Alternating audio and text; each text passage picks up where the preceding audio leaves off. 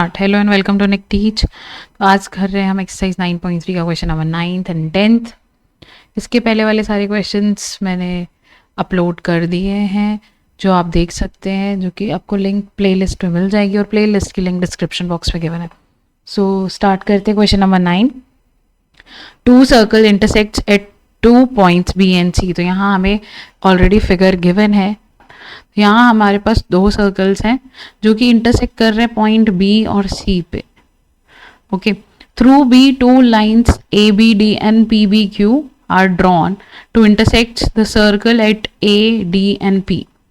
Okay, तो यहाँ पे बी पॉइंट से दो लाइन्स हैं, पी बी क्यू और ए बी डी, और ए और डी सर्कल पे इंटरसेक्ट कर रहे हैं। सिमिलरली पी एंड क्यू भी सर्कल पे इंटरसेक्ट कर रहे हैं।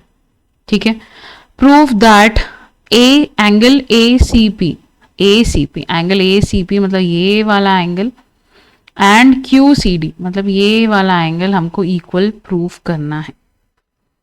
तो क्या करेंगे इसके लिए हम देखते हैं कि यहाँ पे इन दोनों एंगल्स को हम पहले नेमिंग कर लेते हैं। Let it be 1 and let it be 2।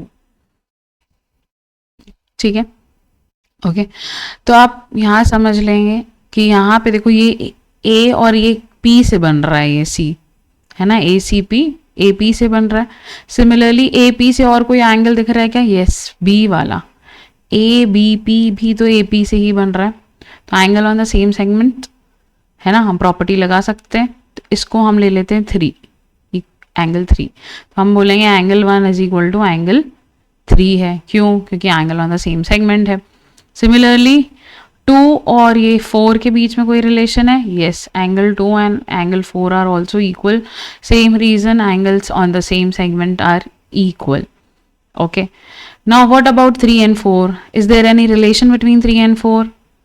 Yes, क्या है वो रिलेशन?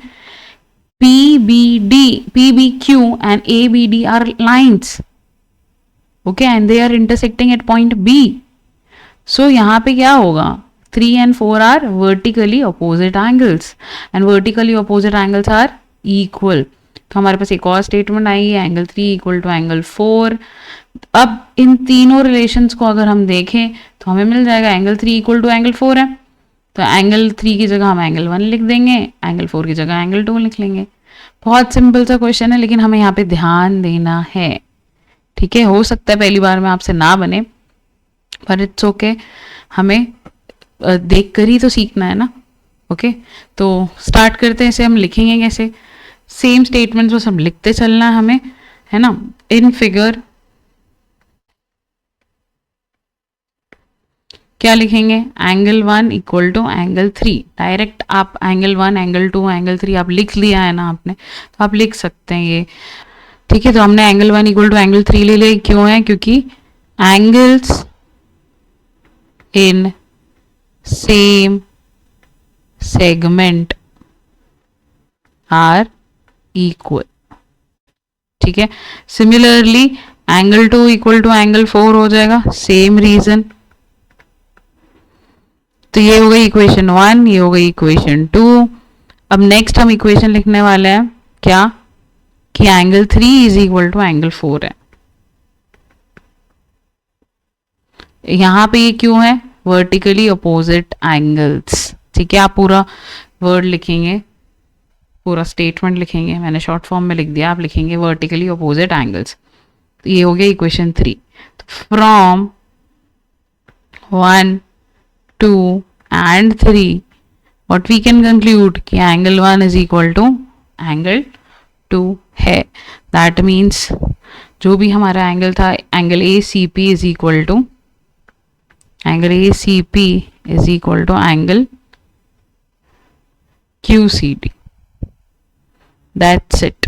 बहुत सिंपल सा क्वेश्चन है, बट हाँ ये थोड़ा ढूंढने में टाइम लगेगा कि इन दोनों में रिलेशंस क्या है आखिर। ओके, तो वो यहाँ पे आपको देखना पड़ेगा। ओके, देखते हैं next question, that is question number 10। ठीक है, यहाँ पे बोल रहा है if circles are drawn taking 2 sides of the triangle as a diameter prove that the point of intersection of these circles lie on the third side. मतलब यहाँ पे कुछ रफ फिगर में पहले ड्रॉ करके बताती हूँ कि एक ट्राइंगल है, एक ट्राइंगल है। If a circle are drawn taking two sides of the triangle as diameter, कोई भी दो साइड ले लो, अपन ये वाला साइड और ये वाला साइड ले लेते हैं। अब इसको डायमीटर कंसिडर करते हुए हम यहाँ पे क्या बनाएंगे, एक सर्कल बनाएंगे। ओके, यहाँ पे एक सर्कल बनेगा। ठीक है, रफ डायग्राम है। ओके, अब यहाँ इसको भी एक इस लेंथ को भी डायमीटर लेके हम एक सर्कल यहाँ पे ड्रॉ करेंगे।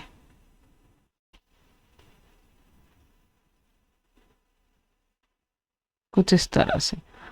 ठीक है, prove that the point of the intersection, जो हम यहाँ पे ये सर्कल इंटरसेक्ट हो रहा है, point of intersection of the circle lie on the third side, तो ये थर्ड साइड पे लाई करेगा, ये हमें प्रूफ करना है। ये जो है वो थर्ड साइड पे है, ये हमें प्रूफ करना है। ठीक है, आई होप ये क्वेश्चन क्लियर हो गया होगा। तो अब इसका डायग्राम देख लेते हैं एक बार। ओके, तो ये रहा इसका डायग्राम। ओके, तो ये ट्राइंगल ABC है। AB को एक बार लेकर हमने डायमीटर लेकर सर्कल बनाया है, AC को डायमीटर लेकर एक सर्कल बनाया है।